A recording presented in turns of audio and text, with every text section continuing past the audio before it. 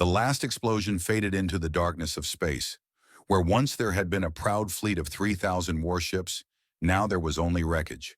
Twisted metal drifted in the void. Escape pods blinked their distress signals into the emptiness. Bodies floated among the debris, frozen in the cold of space. Admiral Sorvex stood on the bridge of his damaged flagship, the Thalani vessel Rising Tide. His forearms hung limp at his sides. His blue-green skin had turned pale.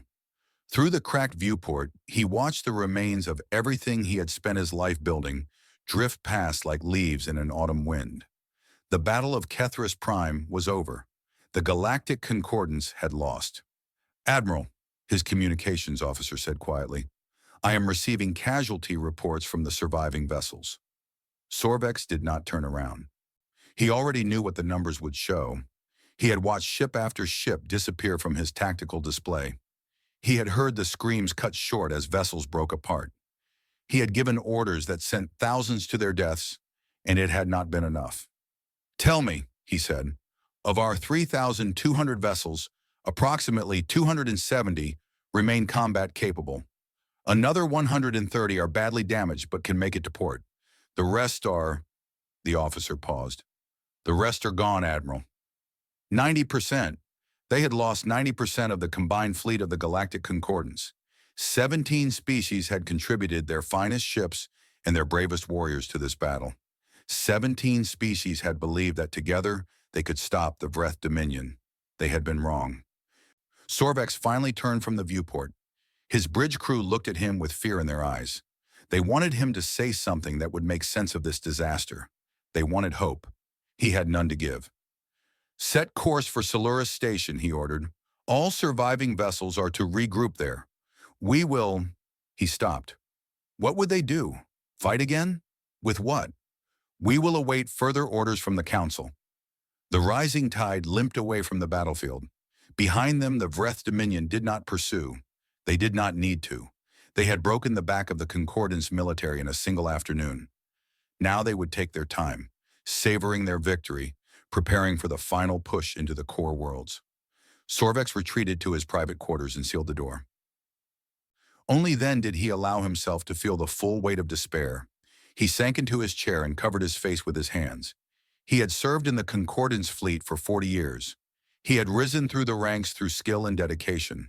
He had believed in the alliance between species, believed that cooperation made them stronger than any single empire could ever be. The Vreth had proven him wrong. They had appeared from the galactic rim 5 years ago. A crystalline species, their bodies made of living mineral that could reshape itself at will. Their ships were grown rather than built, massive organic crystals that moved through space like predators hunting prey. Their weapons fired concentrated beams of energy that cut through shields like they were not there. At first, the Concordance had tried diplomacy. The Vreth had responded by destroying the diplomatic vessel and eating the ambassadors. Their crystalline bodies could absorb organic matter and convert it to energy. To them, other species were not potential allies or even enemies. They were food. War had followed. The Concordance had won early victories through superior numbers. But the Vreth learned quickly. They adapted. Each battle taught them more about their enemies' tactics and technology. By the 3rd year of the war, they had begun to win. By the 4th year, they were unstoppable. And now this, the final defeat. A chime sounded at his door. Sorvex composed himself and called for entry. His first officer, a slender Kethrani named Voss, stepped inside. Her feathered crest lay flat against her skull, a sign of deep distress in her species. "Admiral, the Council has called an emergency session. They are requesting your presence via holographic link." "Of course they are," Sorvex said bitterly. "They want someone to blame." "Sir, I do not think that is their purpose." The message spoke of desperate measures and ancient protocols. Sorvex looked up sharply. Ancient protocols. He knew what that meant. The Council was going to discuss options that had been considered unthinkable only days ago. He rose and followed Voss to the communications room. The holographic projectors hummed to life, and suddenly Sorvex stood in the great chamber of the Concordance Council. Representatives from all 17 member species filled the circular room. though many of their seats now held only the flickering images of those who had survived. High Counselor Marin of the Selvari presided over the session. She was ancient by any species standards, her gray skin wrinkled with age, her eyes still sharp despite the weight of years. "Admiral Sorvex," she said, "we grieve with you for the losses at Kethris Prime, but we do not have time for mourning. The Vreth advance continues. Our analysts believe they will reach the core worlds within 3 weeks. 3 weeks. The core worlds held the capitals of most concordant species, billions of lives, thousands of years of civilization and culture. All of it would be consumed by the crystalline hunger of the Vreth." "What would the Council have me do?" Sorvex asked. "I have barely 300 ships remaining. The Vreth command fleet numbers over 2,000. "We know," Marin said. "That is why we have invoked the Protocol of Final Resort."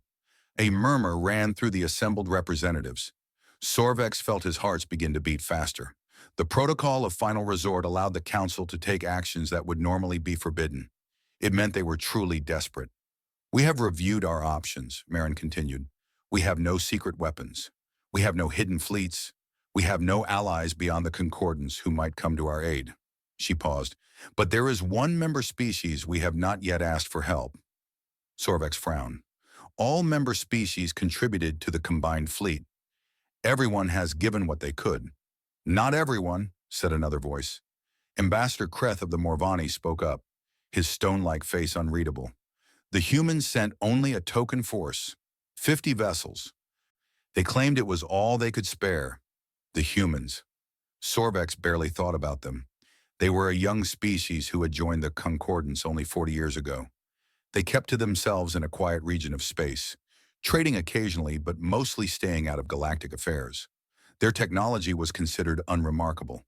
Their military was assumed to be negligible. "You cannot be serious," said Representative Thal of the Zerani. "The humans, they are primitives. Their ships are barely capable of interstellar travel. What could they possibly offer?" "Perhaps nothing," Marin admitted, "but they are the only member species the Vreth have not yet encountered. The Vreth may not know they exist, and desperate times require desperate measures." "We would be asking children to fight our war for us," Thal said with disgust. "We would be asking fellow members of the Concordance to honor their treaty obligations," Marin replied sharply, "just as we have honored ours. The Protocol of Final Resort allows us to call upon any member species for maximum contribution to collective defense. The humans signed that treaty. They are bound by it." Sorvex listened to the debate with growing frustration. This was their plan? To beg help from a species that probably could not even defend itself against a Vreth scout patrol? But what choice did they have?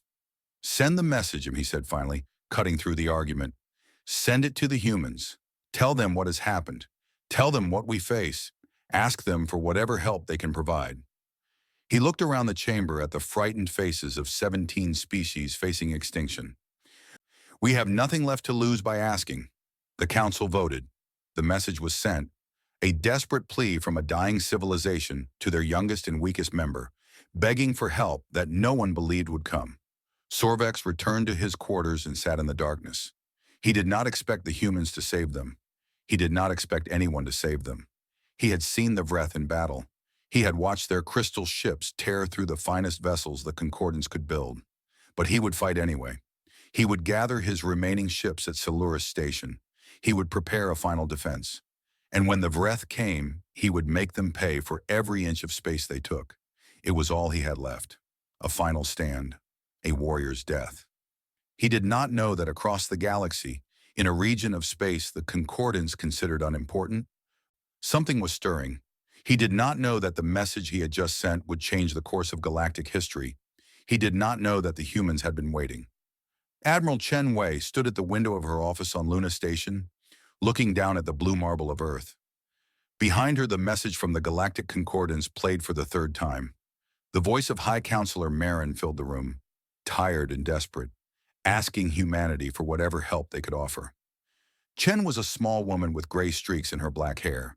She had commanded Earth's United Colonial Command for 15 years. She had overseen the greatest military buildup in human history, and she had done it all in complete secrecy. The message ended. Chen turned to face the other people in the room. They were the most powerful military leaders humanity had ever produced, and not one of them was known to the Galactic Concordance. "Well," she said, "it seems our neighbors finally need us." General Marcus Stone, commander of ground forces, crossed his thick arms over his chest. "They spent 40 years treating us like children. Now they want our help?" "They're dying, Marcus," said Admiral Yuki Tanaka, who oversaw fleet operations. "The reports from Kethris Prime are devastating. The Vreth destroyed 90% of their combined forces in a single battle. And they'll destroy the rest within the month," Chen said, "unless we intervene." The room fell silent. Everyone present knew what intervention would mean. It would mean revealing secrets that humanity had kept for 4 decades. It would mean showing the galaxy what they really were. Chen walked to her desk and activated the holographic display. A map of human space appeared, showing the 12 colony worlds that officially belonged to humanity. Then she pressed another button, and the map expanded. Hidden shipyards appeared in the asteroid belts. Secret bases showed up on moons that the Concordance believed were uninhabited. Fleet positions materialized in regions of space that humanity had claimed were too dangerous to settle. The true extent of human power filled the room with light. "The Shadow Armada," Chen said, 4,200 vessels, carriers, battleships, destroyers, cruisers, all built in secret. All equipped with technology we have never shown to anyone. "We've been preparing for something like this since we joined the Concordance," said Dr. Sarah Okonkwo, the head of military research. "We studied every species' technology. We learned from their successes and their failures, and then we built something better." General Stone nodded slowly. "Our weapons can punch through Vreth crystalline armor. We tested them on samples we obtained years ago. They didn't even know we were collecting them. Our electronic warfare systems can blind their sensors," Admiral Tanaka added. "Our drone swarms can overwhelm their formations. Our ships are faster, our shields are stronger, and our crews have been training for exactly this kind of war." Chen looked at each of them in turn. "The question is not whether we can help. The question is whether we should." "What do you mean?" Stone asked. "They're asking for our help. We have the power to give it." "And what happens after?" Chen replied. "If we reveal ourselves, we can never go back to being the quiet little species in the corner. The galaxy will know what we are. Some will thank us. Others will fear us. We will have enemies we never had before." Dr. Okonkwo spoke up. "We always knew this day would come. We built the Shadow Armada precisely because we knew that someday something would threaten the galaxy that the Concordance couldn't handle. The Vreth are that threat." "There's another consideration," Admiral Tanaka said quietly. "If we don't help, billions will die. 17 species will be wiped out or enslaved. The Concordance will fall." She paused. "And eventually, the Vreth will find us anyway. Better to fight them now, with allies, than to fight them later, alone." Chen turned back to the window. Earth hung in the darkness, beautiful and fragile. Humanity's homeworld, the cradle of their civilization. Everything they were had started on that small blue planet. 40 years ago, when humanity had first made contact with the Concordance, they had been overwhelmed. The galaxy was vast and full of ancient, powerful species. Humanity had felt small and vulnerable. They had joined the Concordance for protection, hoping to grow strong enough to stand on their own someday. But instead of relying on others, they had quietly built their own strength. They had watched and learned. They had developed technologies in secret that surpassed anything the Concordance had ever seen. They had trained soldiers and sailors who could match any warrior in the galaxy. They had done all this because they remembered their own history. They remembered what it was like to be conquered, to be enslaved, to be wiped out by enemies who saw them as inferior. They had sworn that would never happen again. Now the moment of truth had arrived. "Send the response," Chen said finally. She turned to face her commanders. "Tell the Concordance that help is coming. Tell them to hold their position at Solurus Station and wait for us." "What exactly should we tell them?" Tanaka asked. Chen smiled. It was not a warm smile. It was the smile of a wolf that had been pretending to be a sheep. "Tell them simply, we are coming." The orders went out within the hour. Across human space, in hidden shipyards and secret bases, the Shadow Armada came to life. 4,000 ships powered up their engines and prepared to move. Crews who had trained in secret for decades finally received the orders they had been waiting for. On Earth, the civilian population knew nothing. The government made no announcements. There was no panic, no fear, no celebration. The ships simply gathered in the darkness beyond the outer colonies, forming into fleets, preparing for war. Admiral Chen boarded her flagship, the carrier Eternal Vigilance. It was the largest warship humanity had ever built, 2 kilometers long, carrying 500 fighter craft and weapons that could crack a moon in half. The Concordance had never seen it. The Concordance had never suspected it existed. Chen took her place on the bridge and looked out at the assembled fleet. The ship stretched as far as she could see, their running lights blinking in the darkness like stars come to life. "Admiral," her communications officer reported, "all fleet elements report ready for deployment." "And the Concordance?" "They have received our message. They seem confused. They are asking for clarification on what help we can provide." Chen could imagine their reaction. The quiet little humans, the species everyone overlooked, promising to help against an enemy that had just destroyed the greatest military force the galaxy had ever assembled. They probably thought it was a joke. "They'll understand soon enough," she said. "Set course for Soluris Station, maximum speed." The Shadow Armada moved. 4,000 ships entered hyperspace in perfect formation, leaving no trace of their passage. They were ghosts, shadows, the hidden strength of a species that had learned long ago that the best defense was to never let your enemies know how strong you really were. As the stars stretched into lines and the fleet jumped to faster-than-light speed, Chen allowed herself a moment of reflection.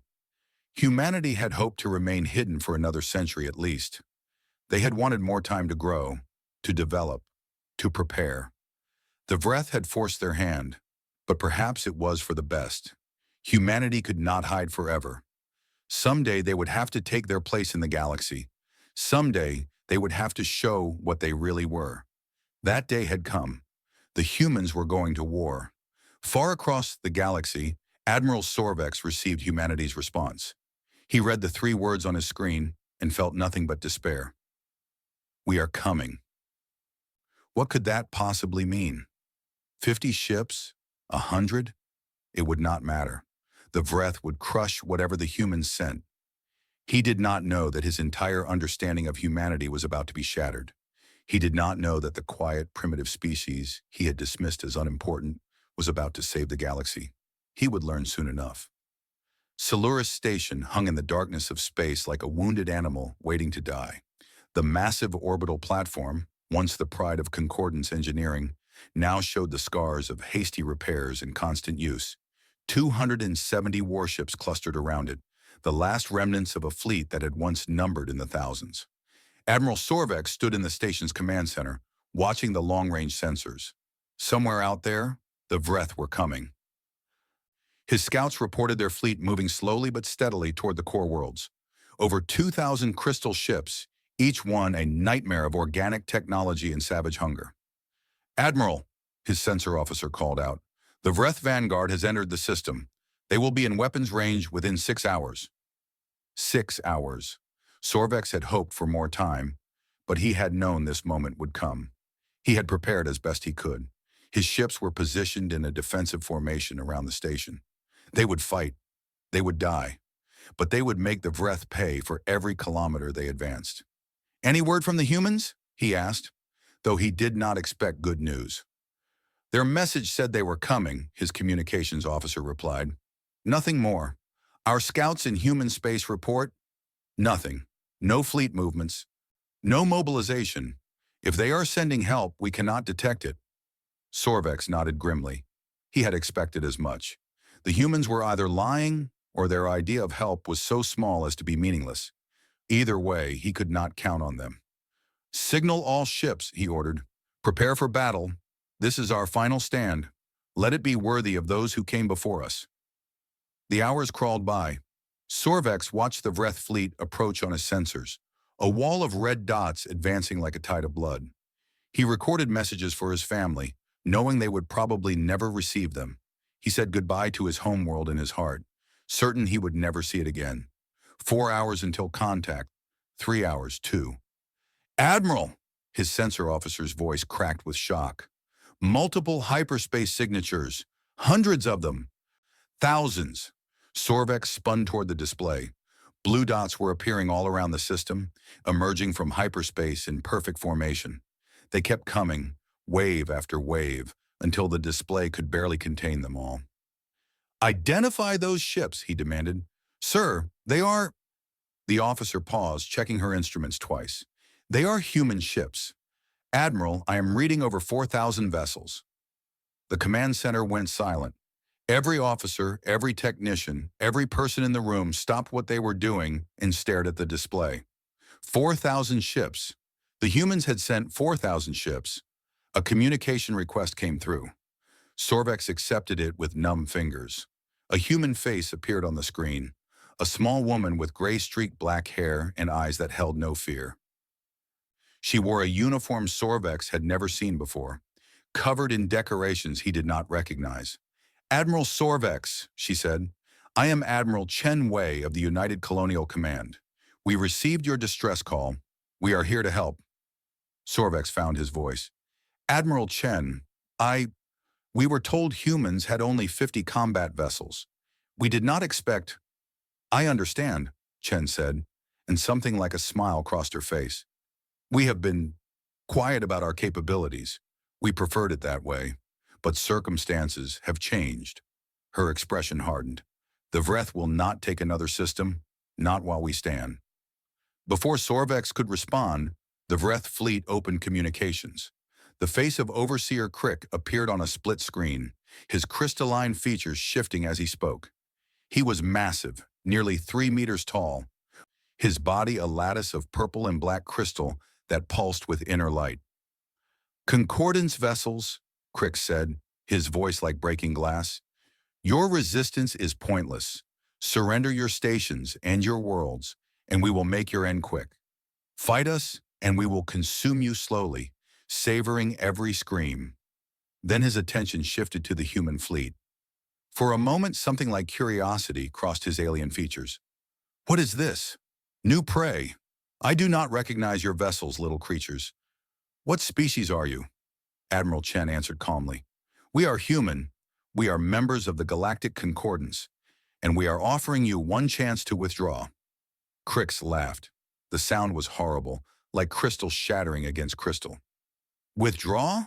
You are 4,000. We are 2,000. You think numbers alone will save you? We have crushed larger fleets than this.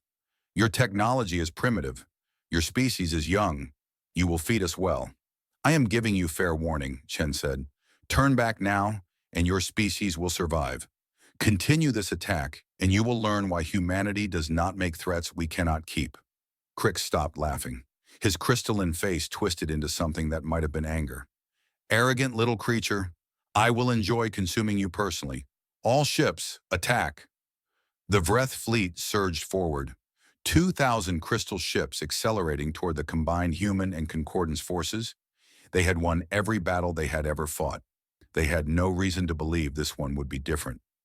Admiral Sorvex, Chen said, keep your ships in reserve. Protect the station.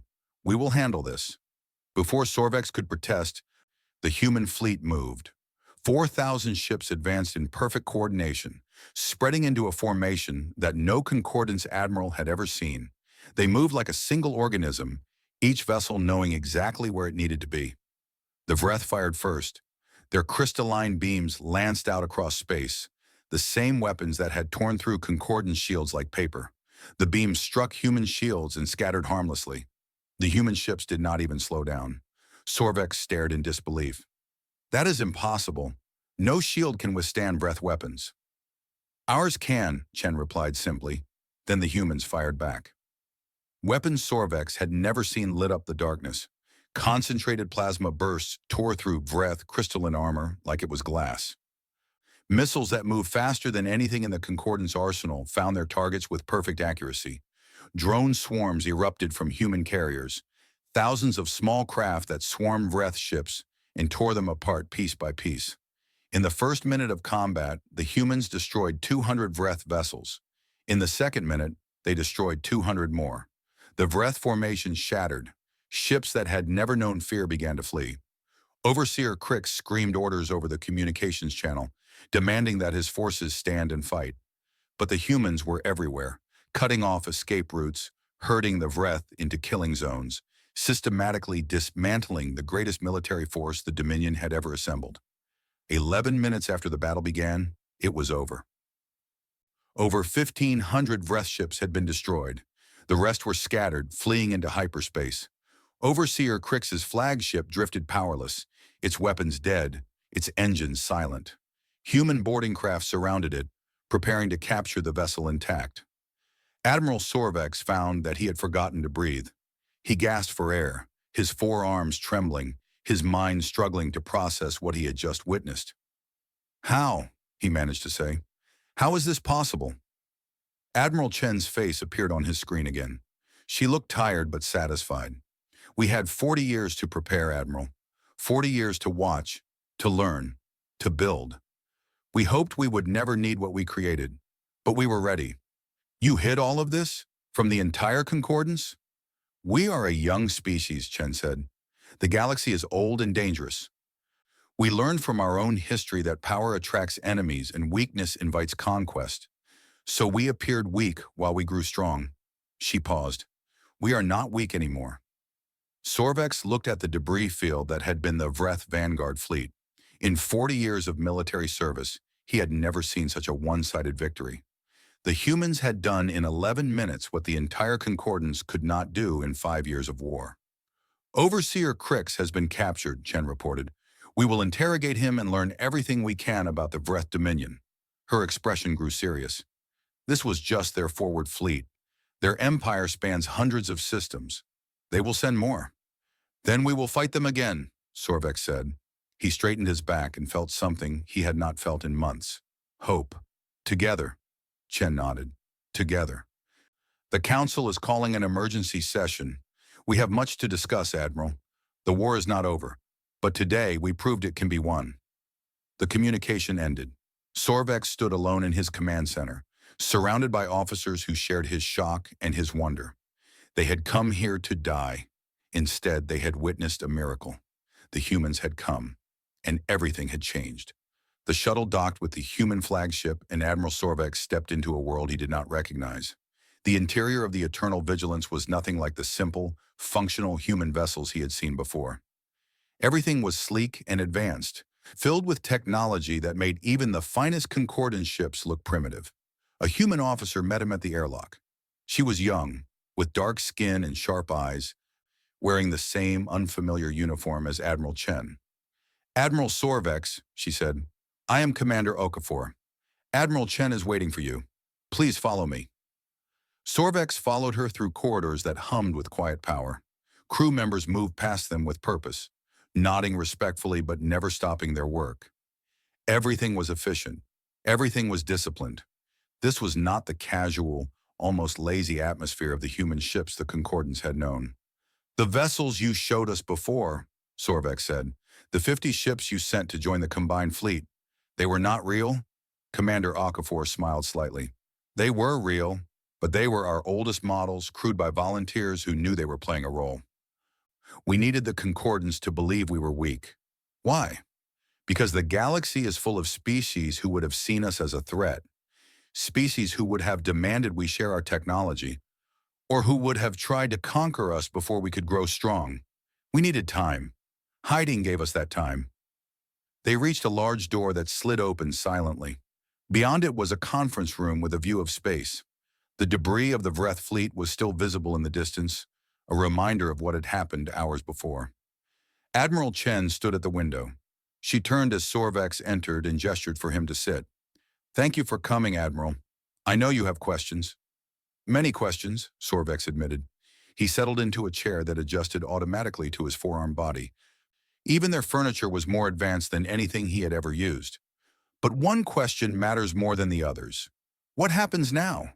Chen sat across from him. "Now we win this war. But to do that, you need to understand what we are facing." She activated a holographic display. A map of the galaxy appeared, with a vast region marked in red. The Vreth Dominion controls 472 star systems. Their population numbers in the trillions. The fleet we just destroyed was their expeditionary force, sent to conquer the Concordance and secure this region of space. She zoomed in on the red area. Their core worlds are here, protected by fleets that dwarf what we face today. Sorvex felt his hope begin to fade. Then our victory means nothing. It means everything, Chen said, because they do not know what hit them. Their communications suggest that Overseer Crix had no time to send a detailed report before we disabled his ship. As far as the Vreth High Command knows, their expeditionary force simply went silent. They will send scouts to investigate. Yes, and we will be ready for them. Chen leaned forward. Admiral, the Concordance Council is meeting right now to discuss the future of this war. They will ask humanity to take command of the combined military forces. I need to know that you will support that request. Sorvex was silent for a long moment. The idea of a young species commanding the ancient fleets of the Concordance would have been laughable a day ago. Now, after what he had seen, it seemed like the only sensible choice. You saved us, he said finally. You appeared when we had lost all hope and performed a miracle. I will support whatever the council decides. He paused. But I want to understand. Why did you hide for so long? Why did you let us believe you were weak? Chen's expression grew thoughtful. How much do you know about human history, Admiral? Very little. Your species is young. You have not been part of galactic civilization for long. We are young compared to most concordant species, Chen agreed, but our history on Earth goes back thousands of years, and much of that history is violent. She brought up images on the display, cities burning, armies clashing, weapons that could destroy entire nations. Humans have fought each other since before we had written language. We have invented countless ways to kill each other. We have experienced conquest, slavery, genocide. We have seen civilizations rise and fall. She paused. And we learned that the strong often prey on the weak, that showing power invites challenge, that the safest course is often to appear harmless while preparing for the worst. Sorvex studied the images. He had known humans were considered primitive, but he had assumed that meant they were peaceful. These images told a different story. When we joined the Concordance, Chen continued, we saw how the galaxy worked. Ancient species with ancient grievances, empires rising and falling. Wars fought over resources, territory, ideology. We saw that the galaxy was not so different from Earth, and we decided to be careful. You pretended to be harmless. We pretended to be unimportant. We settled quiet systems. We avoided conflict. We traded and cooperated and made ourselves useful but not threatening. Chen smiled. And all the while, we were building, learning, preparing. For the Vreth? For anything. We did not know what threat would eventually force us to reveal ourselves. We only knew that someday, something would. The Vreth simply happened to be that something. A chime sounded. Commander Okafor's voice came through the speaker. Admiral Chen, we have completed the interrogation of Overseer Crix. You will want to see this. Chen stood. Come with me, Admiral. You should hear this too. They walked to a secure section of the ship. Armed guards stood at every intersection, their weapons more advanced than anything Sorvex had ever seen. They passed through multiple security checkpoints before reaching a holding area. Overseer Crix was contained in a force field that crackled with energy. The crystalline being was still massive, still terrifying, but his arrogance was gone. His body pulsed with agitated light as he watched them enter. The prisoner has been cooperative, said the interrogation officer, a thin man with cold eyes. Largely because we convinced him that his only chance of survival is to help us. What have you learned? Chen asked. The Vreth Dominion is preparing a full mobilization. When word of this defeat reaches their homeworld, they will send everything they have. We are looking at a fleet of approximately 15,000 vessels, plus ground forces for occupation. Sorvex felt sick. 15,000. Even with the human shadow armada, how could they hope to defeat such numbers? Chen showed no fear. Timeline? 6 months to full mobilization. 3 months after that for the fleet to reach concordance space. We have 9 months to prepare. That is enough, Chen said. She turned to Overseer Crix. You heard your people's plans. Do you believe they can defeat us? Crix's crystal body pulsed with something that might have been hatred or fear. You destroyed my fleet in minutes. You have weapons we have never seen. Technology we do not understand. His voice crackled like breaking ice. But the Dominion has conquered 1,000 species. We have never lost a war. We will not lose this one. Chen stepped closer to the force field. Then let me tell you what is going to happen. We are going to use these 9 months to build more ships, train more soldiers, and prepare defenses that will turn every system between here and your homeworld into a death trap. When your great fleet arrives, we will destroy it. And then we will come for you. You cannot threaten the Dominion, Crix said. We are eternal. We are infinite. We will consume you all. No, Chen said quietly. You will not. Because humanity does not lose wars either. We just had not fought one yet. She turned away. Keep him alive. He may still be useful. As they walked back to the conference room, Sorvex struggled to process everything he had heard. 9 months to prepare for the greatest military assault the galaxy had ever seen. It seemed impossible. And yet, looking at Admiral Chen, he found himself believing it could be done. You spoke of building more ships, he said. How many? Chen smiled. As many as we need, Admiral. The Shadow Armada was just the beginning. We have shipyards that can produce a vessel every 3 days. We have resources stockpiled across dozens of systems, and now that we do not need to hide, we can mobilize fully. The Concordance will contribute as well, Sorvex said. We have industrial capacity, raw materials, experienced crews. We are not as strong as we were, but we can still fight.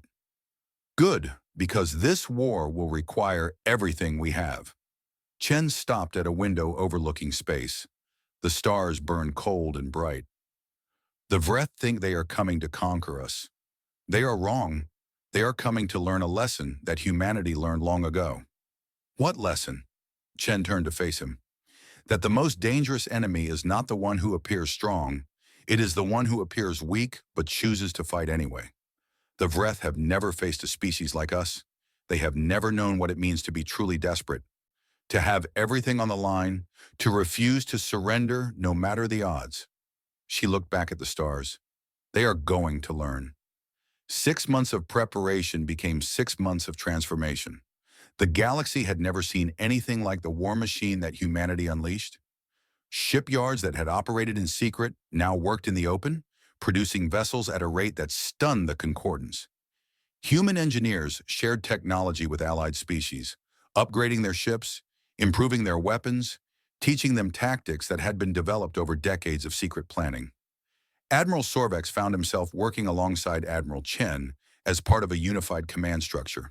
He learned to respect the humans, then to admire them, and finally to understand why they had hidden for so long. Their capacity for war was terrifying. Their creativity and destruction seemed limitless, but it was not mindless violence. Every weapon, every tactic, every strategy was calculated to win with the minimum necessary force. 3 months after the first battle, Vreth scout ships began appearing at the edges of Concordance space. They were destroyed before they could report back. The human electronic warfare systems were so advanced that the Vreth could not even send a message before they died. 6 months after the first battle, the great Vreth Armada departed their homeworld. 15,000 ships carrying millions of warriors set out to avenge their defeat and consume the defiant species that dared to challenge them. They never reached the core worlds. The humans had prepared the space between Vreth territory and Concordance territory with traps and ambushes. Every system became a battlefield. Every asteroid field hid weapons platforms. Every planet hosted ground forces ready to fight. The Vreth lost 1,000 ships before they even reached the first major defensive line. Admiral Chen coordinated the defense from her flagship, now joined by a fleet that numbered over 8,000 human vessels and another 3,000 from Concordance species.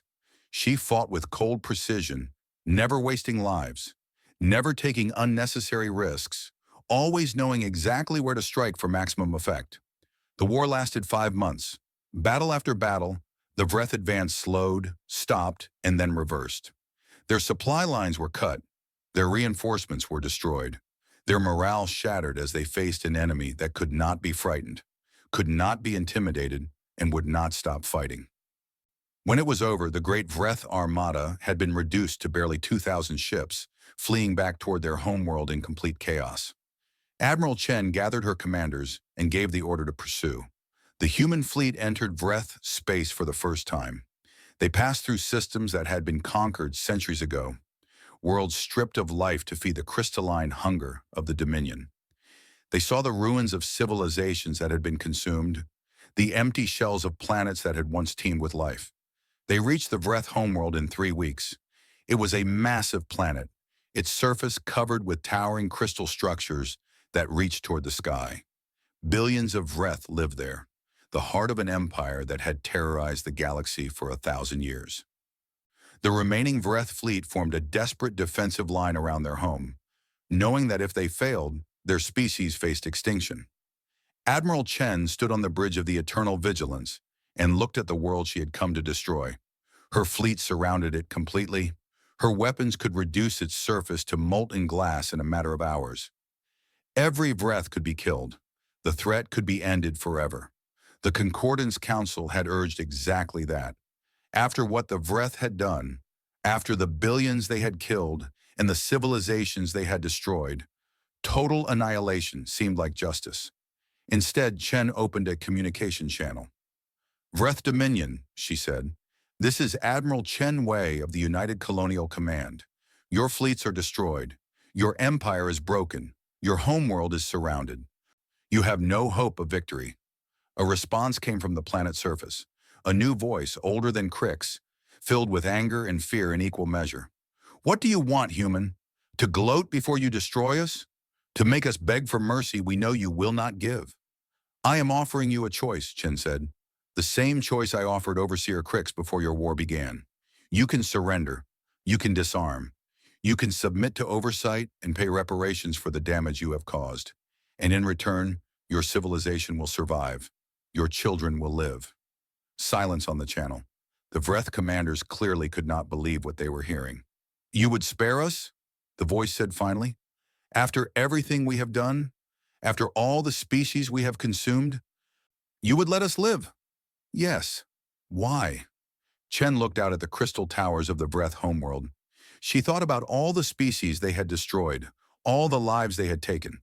She thought about the easy path, the path of vengeance and annihilation, and she chose differently.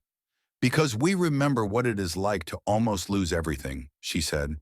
"Because vengeance is easy and mercy is hard. And because the measure of strength is not what you can destroy, it is what you choose to spare." She turned to Admiral Sorvex, who stood beside her. The Thalani officer's eyes were wet with emotion. "You truly mean this," Sorvex said softly. "After everything they did to us, you would let them live." "We did not fight this war to commit genocide," Chen replied. "We fought it to survive, to protect those who could not protect themselves, and to prove that there is a better way than endless cycles of conquest and revenge." The Vreth accepted the terms. They had no choice. Their fleets were gone, their empire shattered, their population at the mercy of an enemy who had proven itself more powerful than anything they had ever faced. They expected to be destroyed anyway, once they disarmed. Every other species they had conquered would have done exactly that, but the humans kept their word. In the years that followed, the Vreth were watched but not oppressed. Their weapons were taken, but their civilization was allowed to continue. Human administrators oversaw the transition from empire to peaceful society. It was difficult. There were rebellions and setbacks, but humanity had patience, and the Concordance had learned to trust human judgment. 30 years after the war ended, a new generation of Vreth came of age. These were children who had never known conquest, never tasted the flesh of other species, never believed that strength meant domination. They learned about the old ways from history books, and they learned about the new ways from the diverse societies that now traded freely across the galaxy. Admiral Chen Wei retired to Earth, where she lived quietly until her death at the age of 93. She was buried with full military honors, and representatives from over 40 species attended her funeral. The Vreth ambassador laid a crystal flower on her grave and wept. Admiral Sorvex wrote a history of the war that became required reading at every military academy in the Concordance. Its final chapter was titled The Human Way. On a rebuilt world at the edge of what had been the Vreth Dominion, a school held classes in a building made of both metal and crystal. Human children and Vreth children sat together, learning mathematics and science and history. During recess, they played games that mixed traditions from both species. A human teacher watched them from the window of her classroom. She was old enough to remember the war, old enough to remember the fear and the hatred. But when she looked at those children playing together, she saw something else. She saw the future. The war had ended not with destruction, but with choice. Not with vengeance, but with mercy. And that choice had changed everything. Humanity had come to the galaxy as outsiders, young and seemingly weak. They had revealed themselves as warriors without equal, capable of destruction on a scale that terrified even the Vreth. But in the end, their greatest victory was not the battles they won. It was the peace they chose to build instead. The teacher smiled and returned to her lesson. Outside, the children laughed in the sunlight, human and Vreth together, the war of memory fading into history where it belonged. This was the human way. This was how empires ended and friendships began.